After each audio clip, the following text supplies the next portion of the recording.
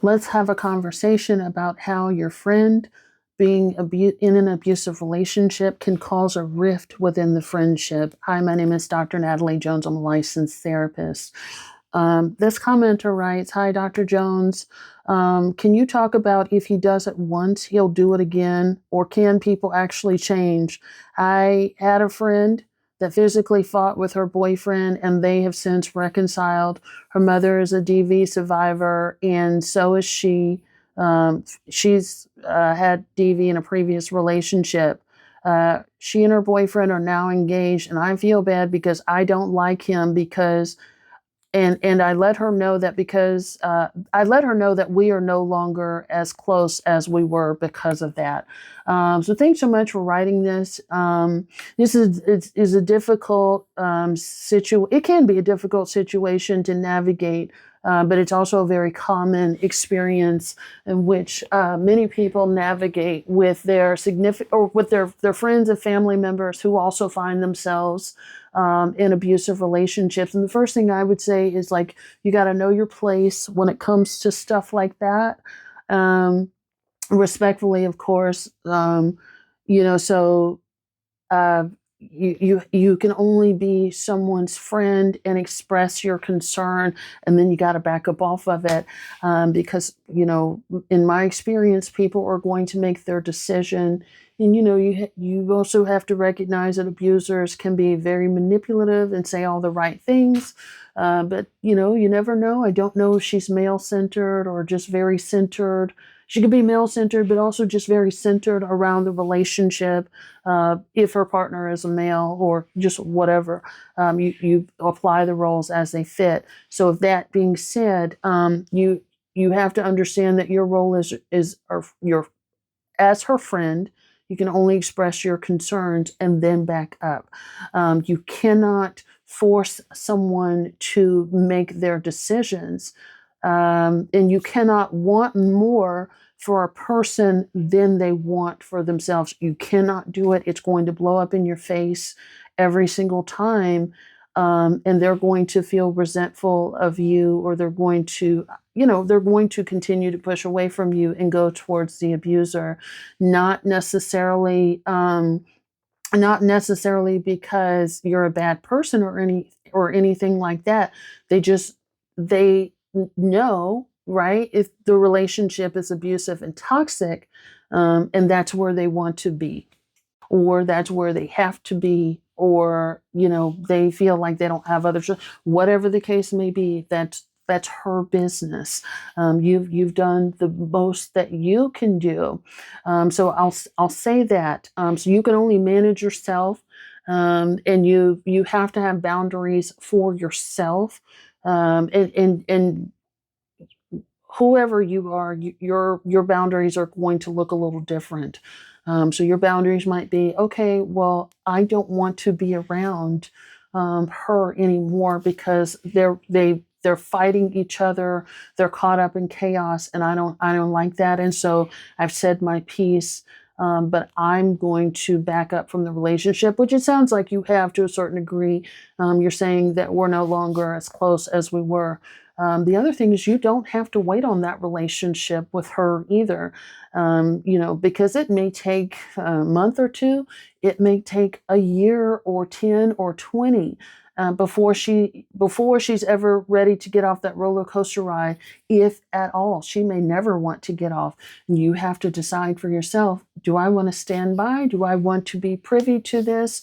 Do I even want to listen to the problems, or be a help to those problems, or whatever? And you can decide, no, I don't, or I'm only available for X, Y, and Z. So I may only be able to talk with her for 30 minutes, but as soon as he starts, then I'm no longer available. So if I ever hear conflict or things like that, then I'm not available for that. You can also say, as your friend, I'm happy to support you in any way that I can. And I'll be here for you should you ever decide to leave. So that that boundary within yourself, and within the scope of this friendship could look a little different. You have to decide what you want to offer, or how you want to be available for her, if at all. No one is saying that you have to be. And so whatever you decide to do, that is your choice. I will say that the more you become serious about yourself and your peace and your environment being loving, respectful, and all the things, the less tolerance you will have for chaos. Even with people that you care about going through it, you're not going to want to bring that into your own environment. So maybe even just sort of looking at your own stuff and having boundaries and going on from that. Lastly, what I will say is that people can change if they want to. It may take something serious, but not everybody changes, and not everybody changes. If they do change, not everybody changes at a certain kind of pace. Sometimes people can change when something serious happens, such as going to prison or, something like that, or sometimes not. It's not guaranteed. Not everybody's the same. Not everybody has the same level of support or motivation or, just whatever, accessibility to resources or even desire to change. So those are things that you have to look at. But to answer your question, some people can change and some people do change. And I have worked with people over the years who have made a very concerted effort to make that change within their own personal lives. Once, for example, once they've been mandated to treatment, it just depends on the person. It also depends on the level.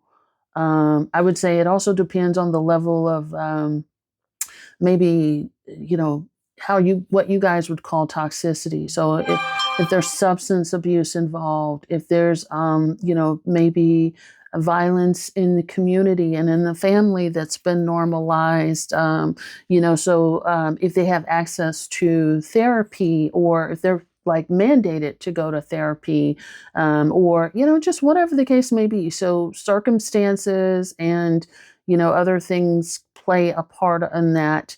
But even if they can, again, you have to look at your life and where you're at and you have to do a relationship assessment and seeing if it's worth it. I will say, for someone like me, for example, a person who has worked with domestic violence victims and things like that, I can work with victims, but even my work comes to, there's a certain extent to which I'm willing to work. And then I have to say, if clients aren't willing to do it, or if there's too much inconsistency, or there's no change in behavior, you may be better suited for somebody else. But I also am very careful and very serious and diligent not to allow that in my personal life anymore. There's one point in time, especially when you're starting out as a young bud, a young therapist, you're empathetic to everybody. It's like, oh, people want to tell you their problems and you want to help everybody. So you have to be able to manage your empathy, and you have to have boundaries and safeguards around that too, because you deserve that as well. And so, I kind of have a zero tolerance in my personal life, regardless of who it is, and that includes family. You guys have tools, you have resources, find them, use them. If you do, great. If you don't, it is what it is. So, we're all adults. There's so much stuff out there for Google. I have had a podcast for going on 11 years talking about all the services and things like that that's available. So people can use and find things if and when they're ready. Hope that helps. Thanks so much.